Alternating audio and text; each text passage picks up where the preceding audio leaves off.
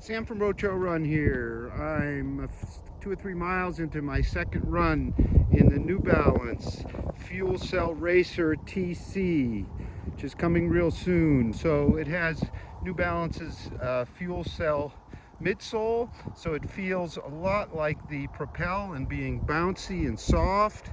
But here we have a full-length carbon plate that really gives the shoe snap with bounce.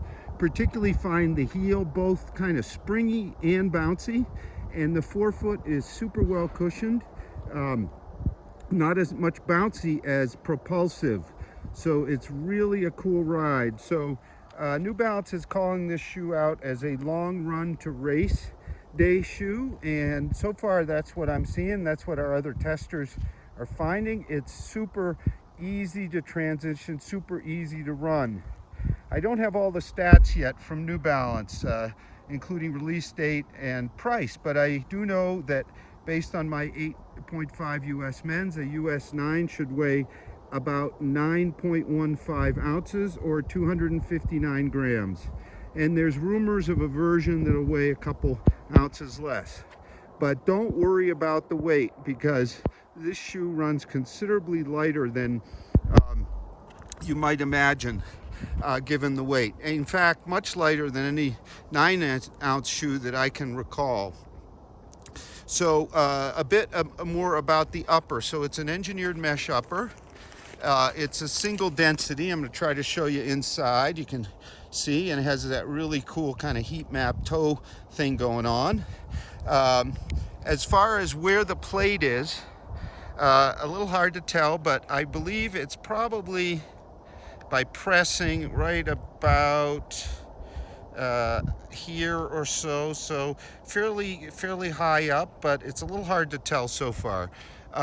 It has a non-padded tongue which wraps around. Some of our testers are a little worried about the tongue, but fits perfectly well for me, true to size, with a roomy toe box, not a wide toe box, but some really nice volume here, because you can see the mesh is kind of a dense but thin mesh. There is no booty, so we're all being held by the mesh upper. We have a bit of a swept back heel collar, seems to fit comfortably. Now underfoot, and I was running on a bit of snow, so we'll clear that off, but you have a big patch of full rubber here in the front. I think that gives the shoe added stability with the soft Propel foam plus the plate. You have a little bit of durable rubber here. It should last really well. A little hard to see, but there's that New Balance logo, kind of cool Printed element. And while there's Snow, they also are kind of iridescent. So who's this shoe for? Well, it's a great alternative as a long run race shoe, just as New Balance says. I certainly could train in them daily. There's plenty of cushioning here.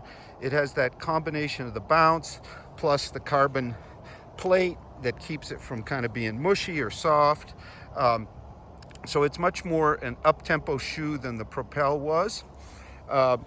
Compared to, say, the much lighter Vaporfly or Next, it's a much more kind of traditional ride. There's not a sense of a falling forward or kind of a flatter feel as in the Vaporfly. Compared to the Carbon X, that one's even flatter.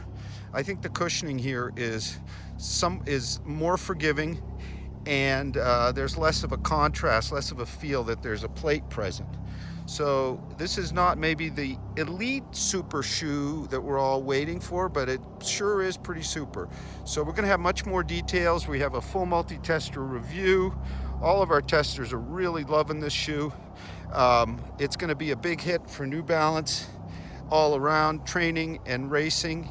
And so we'll have more details real soon. So I've been clipping along here about 8:29 pace, which at 2,000 meters, about 6,500 feet, is pretty darn good. The area you see is the Swaner Nature Preserve. Basically, I'm running all the way around it, relatively flat for Park City. So here we go, a bit more. So the fit is true to size, no question about it. Roomy toe box, everything is well held in this single layer upper. I just went through a stretch of a bit of uphill, bit of downhill. The shoe is very stable, much more stable than you'd expect from a racing type shoe, more stable for sure than the Vaporfly, and maybe not quite as stable as the Super Broad Carbon X, but the feel is really seamless underfoot here. You just roll along nicely with a great combination of soft, bouncy, but plenty of spring and pop from the plate, which unusually for this kind of shoe really isn't felt. You don't feel any sharpness underfoot as you do with some of the other plated shoes. So I'm going to keep going, head up the road here and all the way around. Another very obvious comparison is the Nike Zoom Fly 3, which weighs just a little bit more than a tenth of an ounce less, and appears to have similar stack heights. However, I found the Zoom Fly 3 really quite awkward to run in, partially due to its narrower heel landing, the pointy heel landing. It just doesn't seem to work as well as in the Vaporfly Next Percent, which of course is lighter and considerably more expensive. You'll note here also fairly similar uppers on both of these shoes in terms of the volume, but the New Balance FuelCell Racer TC has an engineered mesh that appears really breathable, whereas the nylon kind of slick upper of the Zoom Fly just didn't quite fit me quite as well. Really no contest here, at least in this mid-range carbon plated shoe race between these two. I'm clearly preferring the FuelCell Racer TC.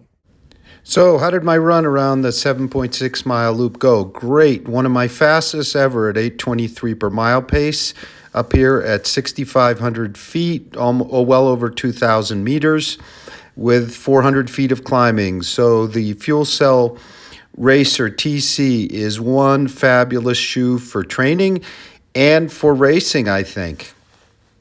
Stay tuned for our full multi-tester review, which will be over on roadtrailrun.com.